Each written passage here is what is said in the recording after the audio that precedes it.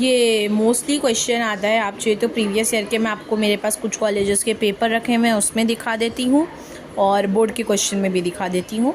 Illustrate the use of break and continue statement with example. Board के question में इसका distinguish आ सकता है, जो कि मैंने बता दिया है मेरे चैनल पे, वो आप देख सकते हैं शॉर्ट्स में।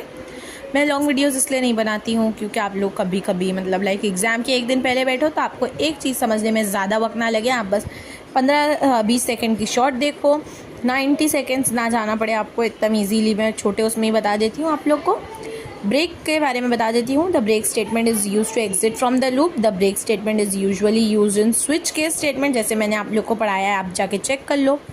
When a break statement is encountered, then the control is executed from construct immediately.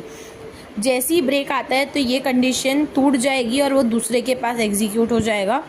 जो डिस्टिंग्विश है वही ये है और जो ये है वही डिस्टिंग्विश है। The continue statement is not used to exit from the loop construct. The continue statement is not used with switch case statement. switch case में या तो ये ट्रू होना चाहिए, अगर कंटिन्यू होगा तो दोनों भी चलता रहेगा, वैसा नहीं चाहिए हमको, ठीक है। When the continue statement is encountered, automatically pass from the beginning of the loop. खुद ब खुद वो बिगनिंग में चला जाता है। कंटिन्यू देखिए ब्रेक वहाँ से तोड़ देता है, ये तुरंत ऊपर चला जाता है रिटर्न। ये एरो मैंने इंडिकेट करिए ताकि डिफरेंस समझ में आए।